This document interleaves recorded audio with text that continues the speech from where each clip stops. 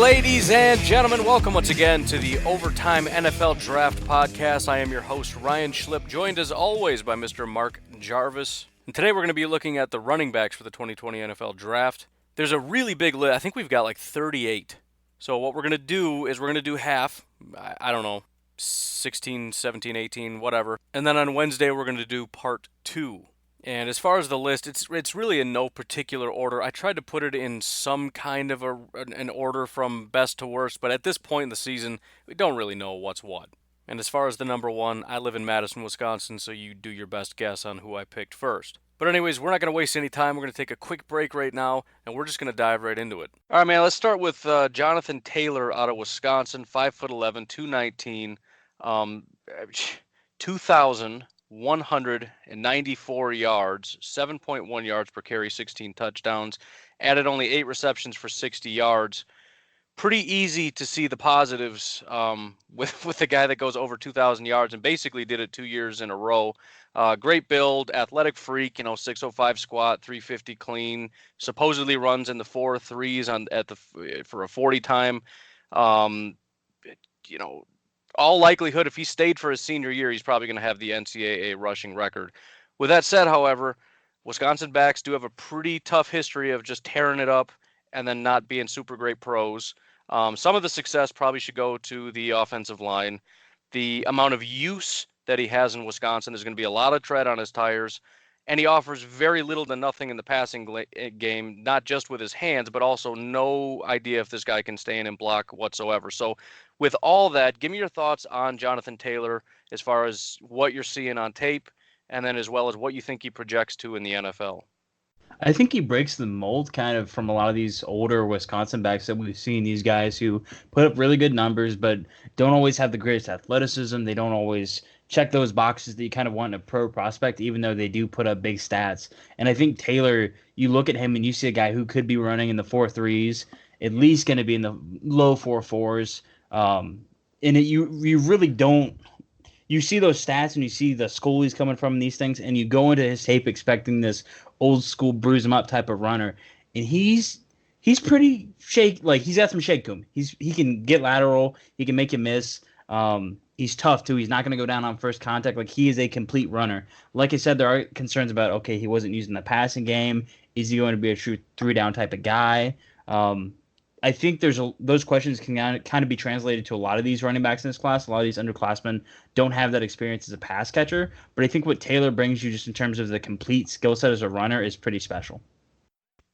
So speaking of several people having issues with hands, let's talk about number 2 here on the list, Travis Etienne out of Clemson, 5'10", 215, very similar build, 1,658 yards, 8.1 yards per carry with 24 touchdowns, added 12 receptions for 78 yards and 2 receiving touchdowns. Now, not only does he not offer a ton as a receiver, but he went so far as to say that he gets worried when the ball comes his way, which is, in my opinion, somewhat of a red flag. But as a runner, extremely explosive. He had 33 runs over the last 2 years of 20 or more yards, which is 10% of his carries. And so, again, kind of that explosive runner. Don't know what he gives you as a receiver. How much does that bother you, number one? But then also, as a runner, how just explosive and incredibly talented is Travis Etienne? It bothers me a little bit more than it does with Jonathan Taylor, because I think Jonathan Taylor is a little bit more complete. Etienne has better long speed, and you do see those big breakout plays where he takes it to the house, but I don't think he gives you the kind of consistency in between the tackles. He's a lot easier to bring down. I don't think he's as elusive as you would like him to be, and that's one thing where I'm a lot lower on him than most people are. I know a lot of people think Etienne's probably a top 50, maybe top 60 type of pick, and I see him more as a back of day 2, early day 3 type of guy, just because I don't see any traits outside of the long speed that really stand out to where, like, okay, this is like a legit starter. Like, I think he's going to be an explosive rotational guy who can be really, really effective in a committee, but I can't trust him to take the type of workload that I can trust someone like Jonathan Taylor to. So it's interesting you mentioned that, because, and I guess it kind of makes sense this time of year, but there's a lot of variability with a lot of these guys, and that's actually a pretty good transition into Mr. J.K. Dobbins out of Ohio State.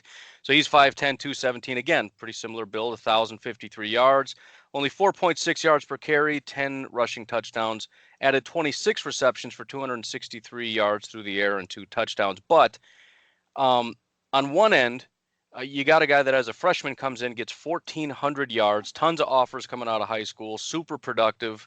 Joe Neeson out of Sports Illustrated said he's a dark horse Heisman Trophy candidate. Tony Pauline gave him a first-round grade. Matt Miller has him RB4.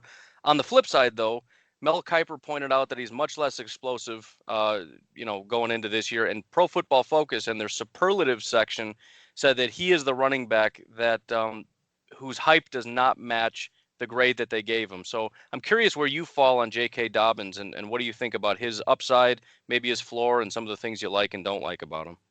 I've got him at running back 1, and I think it's really close. There's a lot of guys that are kind of in that tight-knit, high second round, mid-second round kind of area that I would kind of stack them together. We'll talk about some of those guys later, like Trey Sermon, DeAndre Swift. But Dobbins, if you want to watch some of the most enjoyable running back tape you'll ever watch, go turn on his TCU game from last year.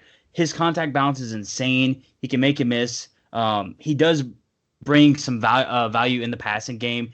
Hands are reliable. He's not a great receiver, but he can at least be a solid check down if you need that.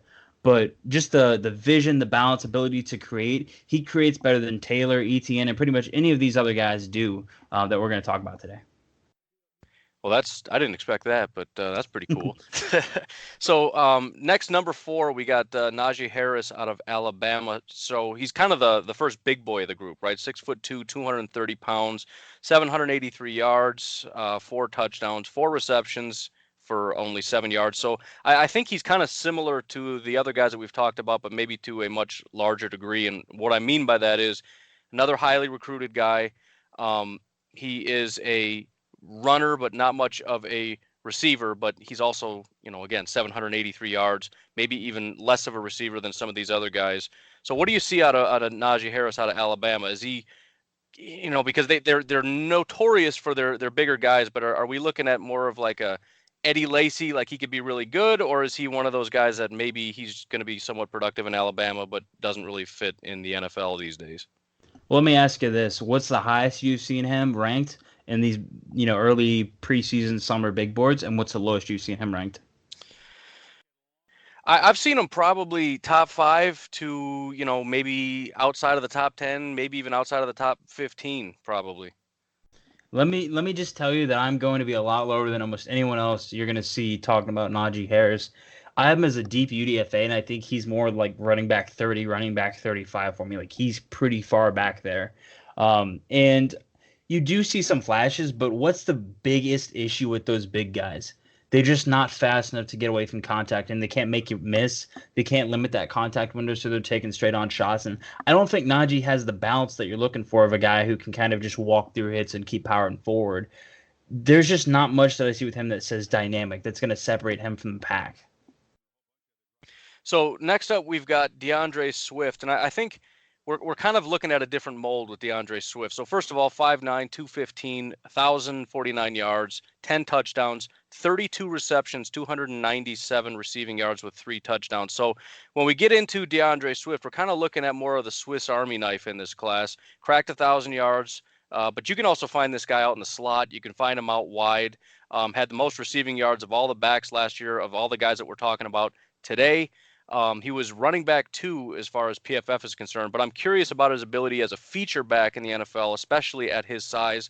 Is Swift going to be the guy that you want with 18 carries a game and as a receiver, or are you possibly looking at him more in a committee, maybe on third downs as a receiving back?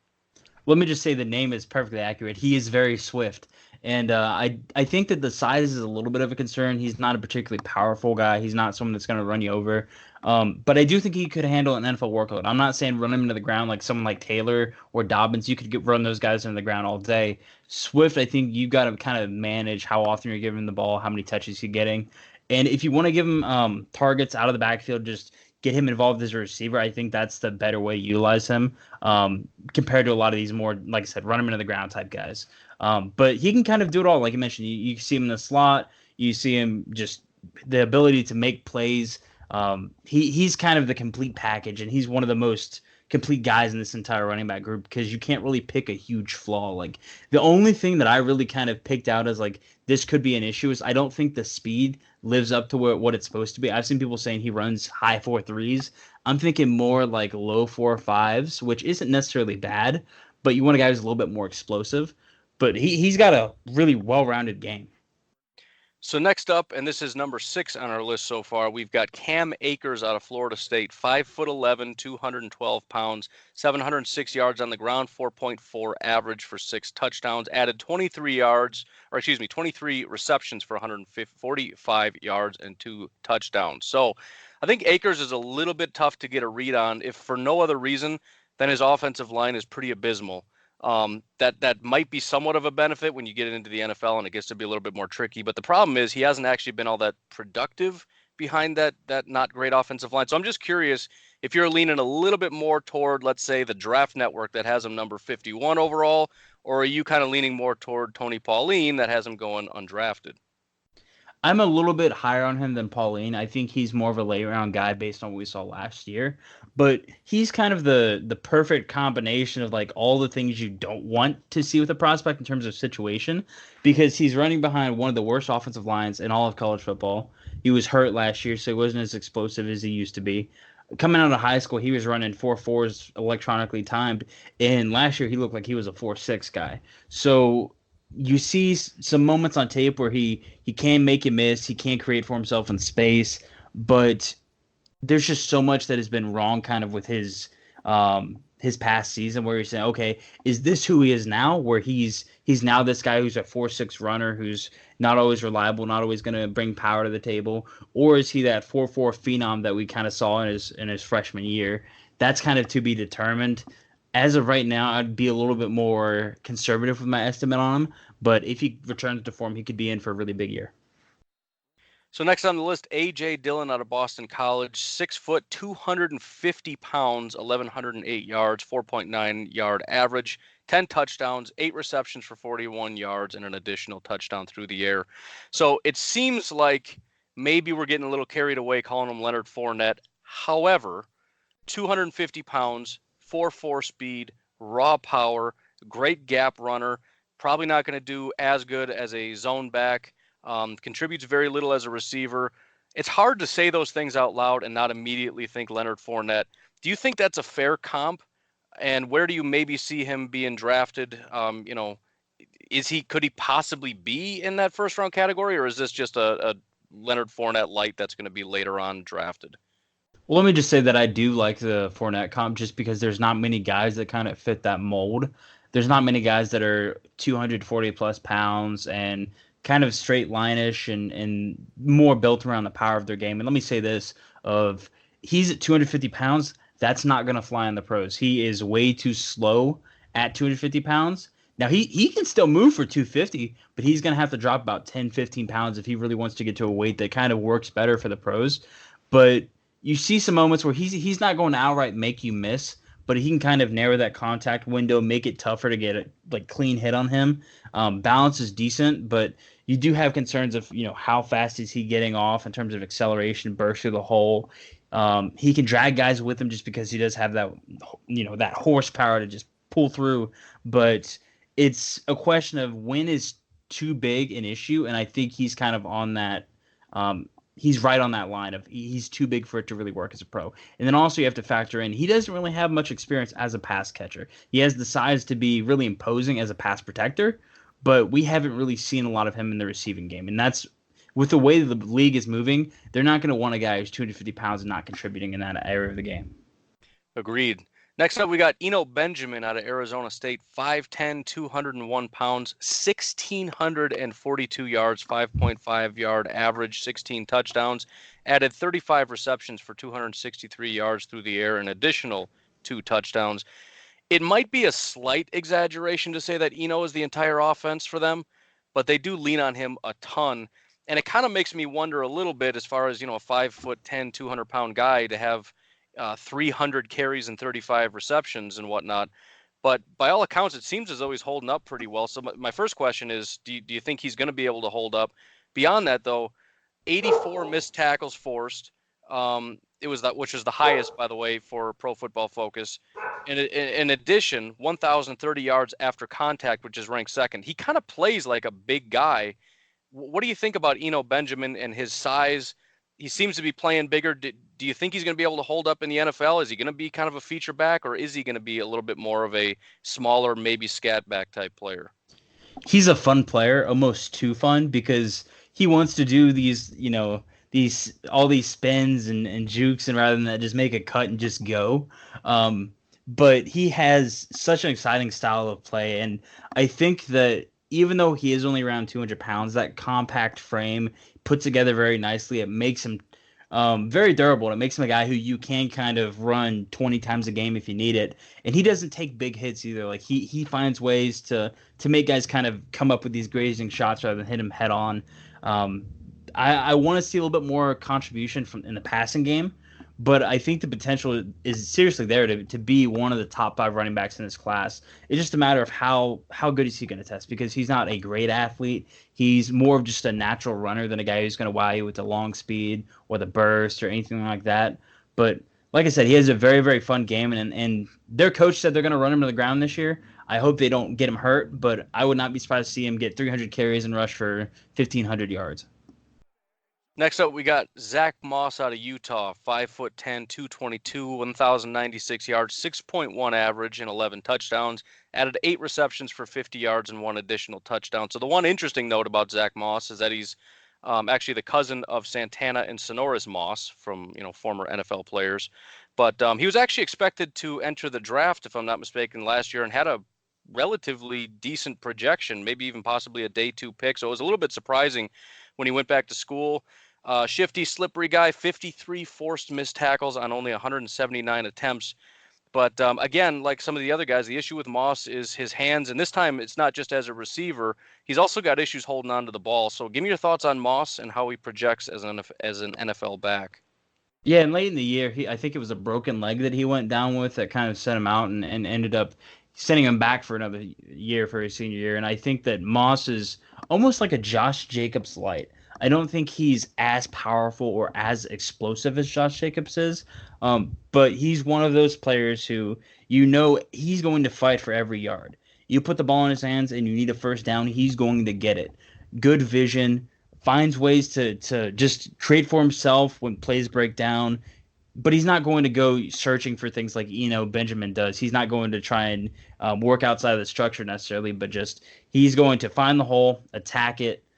He's a really complete running back. And the big concern for me is he going to come back truly healthy? Because broken leg, it's pretty severe. And it was severe enough to where he ended up saying, okay, I'm not going to declare early. I'm just going to go back to school. If he's in full form, I think he has top 5 running back potential. I would say he's a day 2 guy. It's just a matter of, 1, what is he going to test? And 2, is he going to be the same guy he was last year before the injury? Next up, we got Keshawn Vaughn out of Vanderbilt, 5'10", 218, 1,244 yards, 7.9 average, and 12 touchdowns. Added 13 receptions for 170 yards and 2 additional touchdowns. So correct me if I'm wrong, but in my opinion, this is one of maybe the safer picks in the draft. He's a track athlete, so the guy can run. Seems to be a pretty good receiver, has breakaway potential. Maybe he doesn't offer a ton as far as a goal line back, but Kiper has him as his top senior. PFF has him as RB2. Matt Miller sees him as maybe the biggest sleeper. Trapasso thinks he might be gone after day 1. I'm just curious, what are your thoughts on Vaughn? Are you kind of in this camp, or maybe do you have a different thought on him? You said Trapasso thinks he might go day 1? Yeah. Ooh, that's very, very strong. And I think that I would combat your point of saying he's one of the safer guys in this class. I think everything that people like about Travis Etienne is kind of like Keshawn Vaughn is more like a nerfed down version of that. I don't think he's as explosive as Etienne, but the same qualities apply of just a guy who's more of a straight line runner who just, you get the ball in his hands, get him a hole and let him go. But I don't trust the contact balance. I don't trust him to really create outside of structure. I have a lot of questions about him. I think the athleticism is going to stand out, and that's going to get him drafted for sure, and it's probably going to get him drafted in the middle rounds. But I don't know if he's going to end up being the type of guy that we're talking about as a top 5 running back. I've seen him listed there by some people, and I just think it's a little bit too rich. So next up, we got Reggie Corbin out of Illinois, 5'10", 200 pounds, 1,085 yards, 8.5 average, and 9 touchdowns, 16 receptions for 176 yards. So obviously the 8.5 yards per carry average kind of stands out. Corbin's definitely a home run hitter. 60% of his yards come on carries that were over 15 yards. The real question is going to be, though, especially again at that size, is he going to be a feature back? Or is he going to be more of the smaller scat back kind of guy? And where do you think he projects as far as where he's going to get drafted in the NFL draft upcoming? Zero chance he ends up being a feature back unless they're really kind of watching how many touches they give him. You're not going to give him more than maybe, I would say, 10 carries a game. I think that home run hitting ability is, at least at the college level, it's reliable, but I don't know if he's the same type of athlete as someone like Keshawn Vaughn is. He's pretty far down my rankings. I have more towards that running back 25-ish range, just because I don't think he brings the same type of explosiveness that you really want. I know a lot of people think he is a burner on tape. I didn't really see it, so I'd be really curious to see what he runs. He goes down on first contact most of the time. I don't think he really brings anything special outside of, pretty above average speed. Nothing really special to separate him, but I think he's just an average runner.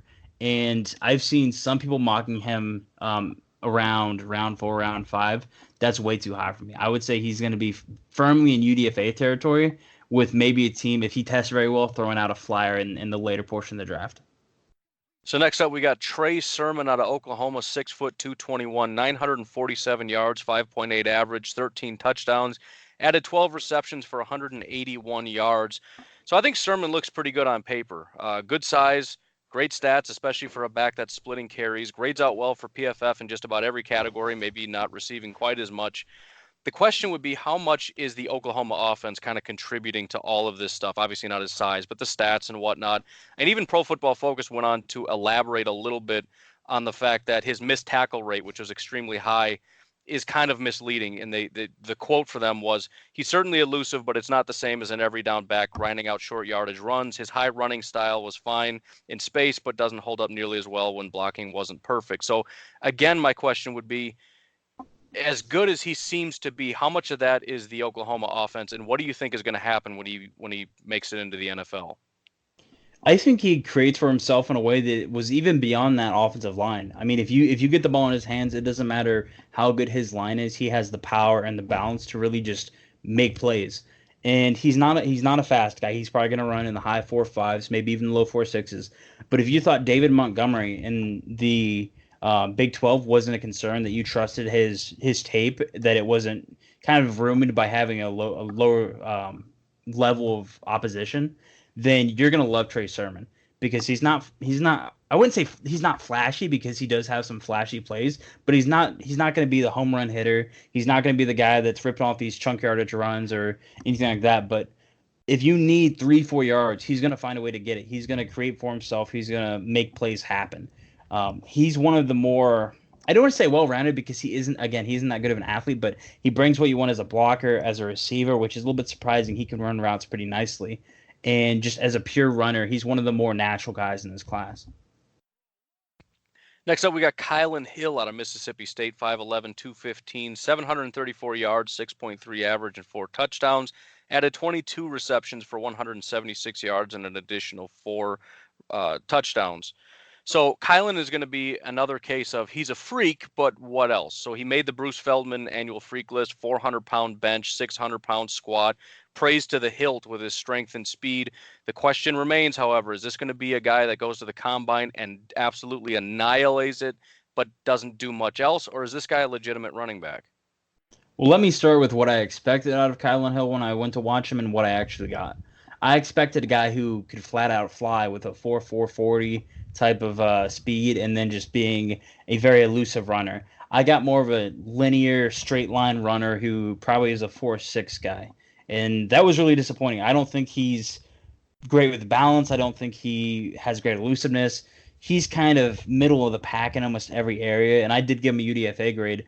I do think he's a tough guy. He drops his pads and tries to play tough, but I have concerns about, is he a good enough athlete to succeed in the pros, and what's the ceiling for him outside of, maybe running back 3, running back 2 duties?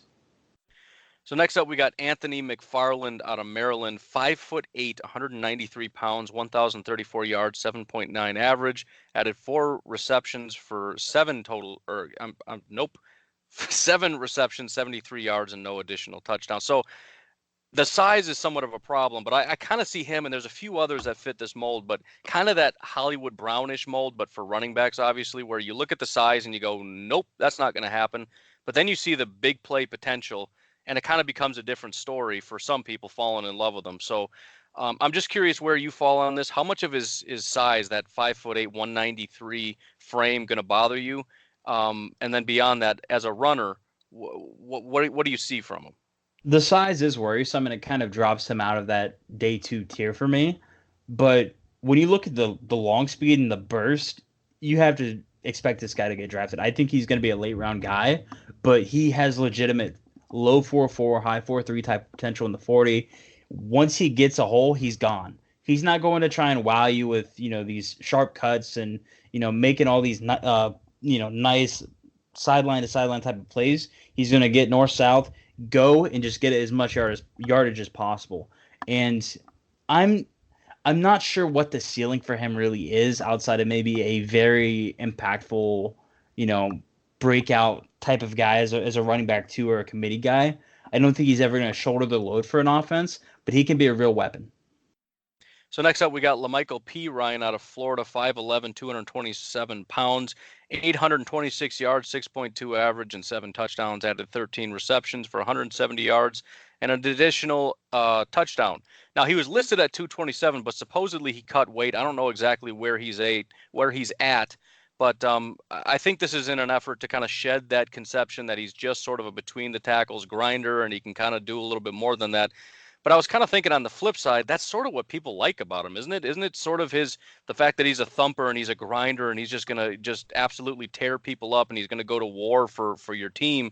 And now that he's kind of trying to shed weight, do you see that as a positive, that he needs to take that step and be more of a speedy type of back and cut some weight? Or do you think this could actually hurt him a little bit? I think he has to shed that weight because I know a lot of people like him, think he has good long speed. Me personally, I didn't see it. I saw a guy who's probably a 4.7 runner who just doesn't have the athletic gifts at 227 pounds to be a legitimate, impactful player in the pros. Like, he's just going to get caught trying to go through the hole. I don't think he has exceptional strength or balance. There's nothing as a runner that makes me say, okay, yeah, this guy is a potential starter, or even a backup. Like, he was really, really far down my board, and I was stunned that I disliked his tape as much as I did. But I think dropping that weight is going to help him a ton in terms of just burst through the hole and being a little bit more impactful, because it seemed like too often he would just get caught by one guy and it was over. He would be able to get through the hole. A defensive lineman would snag him or something, and he just couldn't find a way to get past that. Whereas, if you're running fast than that, it's a lot tougher to get their hands on you. So too hittable, doesn't offer a lot, but losing that weight, hopefully he has kind of a turnaround senior season. So next up, we have Chuba Hubbard, which from this point forward, I will for now and forever call him Chuba Hubbard. Oklahoma State, 6'1", 207 pounds, 740 yards for 6-yard average, 7 touchdowns, added 22 receptions, 229 yards, and 2 touchdowns. So all those stats and everything kind of taken into the fact that he was RB2 for Oklahoma State is pretty staggering. And Brad Shepard out of Bleacher Report says he thinks that Hubbard is about to absolutely shock the world this year. Where do you fall on that? Do you think he's going to turn a bunch of heads and kind of explode onto the scene this year? Or is he maybe we should dial back the expectations a bit? Let me start by saying that he's probably the weirdest running back I've watched all summer long, because he's 6 foot tall and he's got a real like high cut, lean frame, but he's not a guy that's going to run powerful. He's not someone that's going to really live up to the frame. And he's only, 210 pounds, something along those lines. So he's not a thick guy. But you see occasional flashes where he'll make a big play in the receiving game, or he'll make a really nice sharp cut. It's just he's an odd type of guy. Like, you're not getting a consistent, okay, he's going to make a guy miss, he's going to drop the pads. He's an odd player. And I think that if he can kind of become more consistent, show off that agility a little bit more this year and be that lead guy for them, then he could end up being a legit early day 3 guy. I don't think he's going to push into day 2 territory, though. I know a lot of people think he's going to test lights out at the combine. I do think he can end up maybe being a low-end starter in the pros. I really like him in a committee role, though. All right, ladies and gentlemen, that's going to do it for part 1 of our little running back series here. It's going to be a 2-parter because we've got a bunch more to talk about. I'm planning to have that out probably by about Wednesday. But otherwise, be sure to check out my site, NFLBigBoard.com. If you're a Packer fan, be sure to check out Packernet Podcast right here on the Overtime Podcast Network. And of course, the greatest database anywhere online can be found at whatsonnfldraft.com. That is Mr. Mark Jarvis's site. But thanks for joining us, and we'll catch you in a couple days.